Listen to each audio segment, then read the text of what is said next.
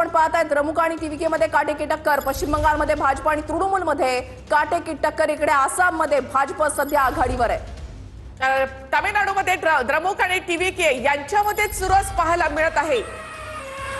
TVK हा अभिनेते विजय यांचा हा नवा पक्ष 2024 मध्ये त्याचा जन्म झाला। मात्र टीव्हीके ज्या पद्धतीने एक प्रकारे दावा करण्यात आला, ज्या पद्धतीने प्रचाराची धुरा त्यांनी हाती घेतलेली होती, त्यानुसार टीव्हीके यंदा समीकरण तमिळनाडूमधलं राजकीय समीकरण बदलणार अशा राजकीय चर्चा सुरू आहेत।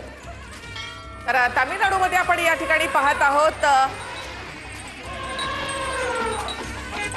द्रमुक आणि आघाडी पक्ष त्यांचे 3 जागांवर आघाडीवर आहे। त्याच्यानंतर एआयडीएमके एका जागावर या ठिकाणी आघाडीवर आहे आणि टीव्हीके ज्यांनी सर्वच्या सर्व 234 जागांवर आपले उमेदवार उभे केलेले आहेत, तो पक्ष 2 जागांवर सध्या आघाडीवर आहे। तामिळनाडूचं राजकीय चित्र बदलणार का? स्टॅलिन यांना या ठिकाणी मोठा धक्का यांच्यामुळे बसणार का? तामिळनाडूत द्रमुक आणि टीव्हीके मध्ये आता चुरस पाहायला मिळते। सुपरस्टार विजय या ठिकाणी कोणाला धक्का देणार याकडे देखील लक्ष असणार।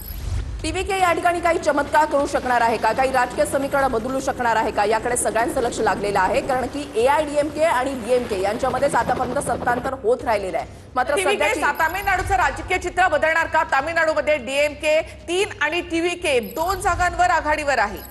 काटेकी टक्कर जर आपण पाहिलं तर द्रमुक आणि टीव्हीके मध्ये सध्या पाहायला मिळते। द्रमुक आणि टीव्हीके मध्ये सध्या चुरस जी आहे ती पाहायला मिळते। टीव्हीके नेमकं काय चित्र बदलू शकणार याकडे सगळ्यांचं लक्ष लागलं। इथे पश्चिम बंगालमध्ये आपण पाहतो 14 जागांचे कर हाती, टीएमसी 6 आणि भाजप 7। अजूनही इथे काटेकी टक्कर पाहायला मिळते टीएमसी आणि भाजपमध्ये।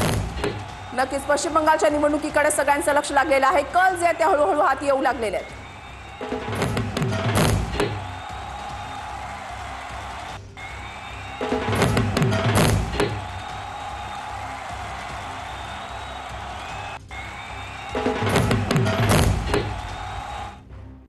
पश्चिम बंगालमध्ये ममता बॅनर्जी आणि भाजपमध्ये काटेकी टक्कर पाहायला मिळते। पश्चिम बंगालमध्ये टीएमसी 6 आणि भाजप 7 जागांवर आघाडीवर।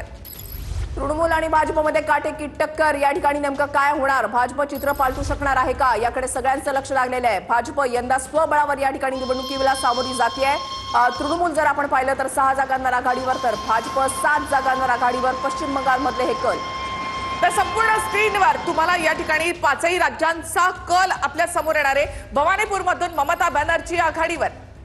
भवानीपूर हा असा महत्वाचा मतदारसंघ, हाय प्रोफाईल लढत म्हणून याकडे पाहिलं जाते आणि त्या ठिकाणी सध्या ममता बॅनर्जी या आघाडीवर असल्याचं पाहायला मिळतंय।